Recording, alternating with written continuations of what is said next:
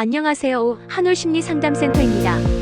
저번 영상에서는 청소치료재활센터 종사자의 어려움과 제도적 한계에 대해 알아보았습니다. 이번 영상에서는 해외 청소년 치료재활 모델과 우리나라의 차이에 대해 말씀드리겠습니다.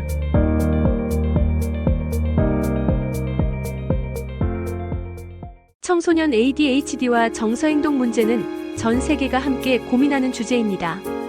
그렇다면 해외에서는 어떻게 대응하고 있을까요? 먼저 미국, 영국, 호주 사례를 차례로 살펴본 뒤 우리나라와의 격차를 구체적으로 비교해 보겠습니다. 첫 번째는 미국의 트라우마 인폼드 모델과 티칭 패멀리 마더입니다. 미국은 청소년 재활 분야에서 가장 선진적인 모델을 다수 운영하고 있습니다. 그중 대표적인 것이 트라우마 인폼드 케어입니다. 이 접근은 청소년의 문제 행동을 단순한 불순종으로 보지 않습니다. 과거의 외상 경험이 현재의 행동과 감정, 관계에 중요한 영향을 준다는 점을 전제로 합니다. 따라서 처벌보다는 안전, 신뢰, 자율성을 바탕으로 개입하는 포괄적인 프레임워크를 강조합니다. 예를 들어 미국의 거주형 치료시설에서는 청소년이 폭력적 행동을 보였을 때 이를 단순히 규칙 위반으로 처리하지 않습니다. 이 청소년이 어떤 외상 경험을 반복적으로 떠올리며 이런 반응을 보였는가? 라는 질문에서 출발합니다. 그리고 또래 멘토링, 그룹 치료, 긍정적 행동 지원 프로그램을 통해 회복적 대화를 시도합니다. 또 다른 대표적 모델은 티칭 패멀리 마더입니다. 이 모델은 1960년대부터 개발되어 미국 전역의 청소년 보호시설에서 활용되고 있으며 가정과 유사한 환경에서 청소년을 생활 지도자가 함께 거주하며 지도합니다.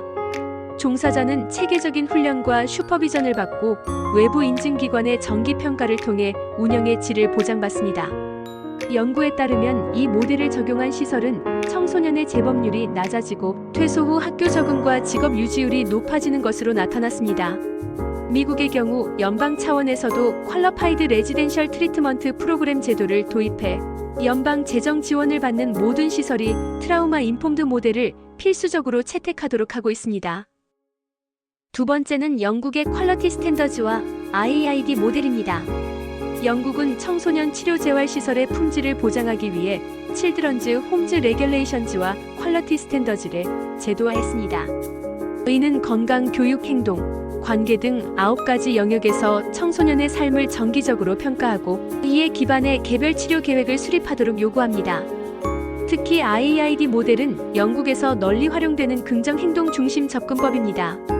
IAID는 Reinforce Appropriate Improved Disruptive의 약자로 적절한 행동은 강화하고 부정적 행동은 점차 줄이는 데 초점을 둡니다. 즉, 청소년의 부정적 행동을 직접적으로 처벌하는 대신 그린 행동을 인식하고 보상하며 레드 행동은 주의를 줄이고 환경을 조정하여 자연스럽게 약화시키는 방식입니다. 연구에 따르면 IAID 모델을 도입한 영국의 기숙형 청소년 시설에서 공격적 행동 사건이 80% 이상 감소했습니다. 또한 종사자들의 자신감과 스트레스 대처 능력이 크게 향상된 것으로 보고되었습니다. 영국은 이 모델을 단순히 훈련 차원에서 끝내지 않고 국가 인증 교육 프로그램을 통해 종사자 모두가 동일한 언어와 원칙을 공유하도록 제도화했습니다. 3. 호주 다학제 협력 모델. 호주는 아동 청소년 정신건강 문제에 대응하기 위해 다학제 협력 모델을 법제화했습니다. 의료, 심리, 교육 전문가가 함께 개입하며 특정 청소년을 지원할 때 여러 기관이 공동으로 책임을 집니다. 예를 들어 ADHD 청소년이 자해 행동을 보일 경우 학교 교사, 심리상담사, 정신건강의사, 사회복지사가 함께 사례 회의를 열어 치료 계획을 조정합니다. 이를 통해 종사자가 혼자 모든 부담을 떠안지 않고 청소년에게도 보다 통합적인 서비스가 제공됩니다. 호주는 2022년부터 ADHD 임상 실무 지침을 국가 차원에서 제정하여 종사자들이 공통된 기준에 따라 개입할 수 있도록 하고 있습니다.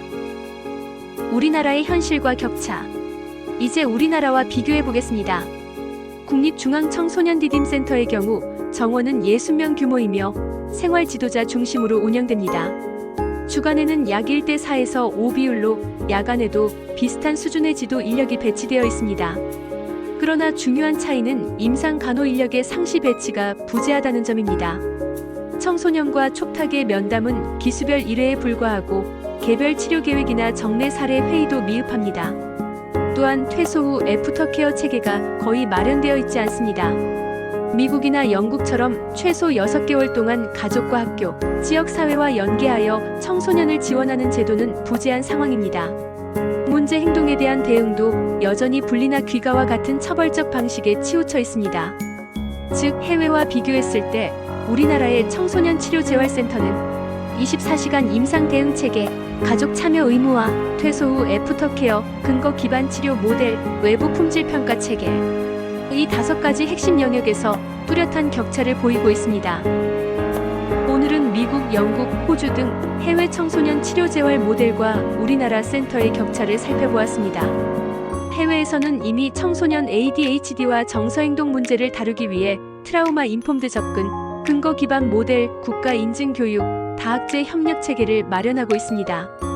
반면 우리나라는 여전히 생활 지도자 중심의 운영과 처벌적 대응에 머무르고 있습니다. 이러한 격차를 줄이기 위해서는 해외의 성공 사례를 참고하고 우리 실정에 맞는 제도적 개선을 추진해야 합니다. 종사자들에게 전문성을 제공하고 청소년들에게는 보다 안정적이고 지속적인 지원을 제공하는 체계가 필요합니다. 다음 영상에서는 이 격차를 해소하기 위한 정책 제언과 향후 과제를 구체적으로 말씀드리겠습니다. 영상을 시청해주셔서 감사합니다.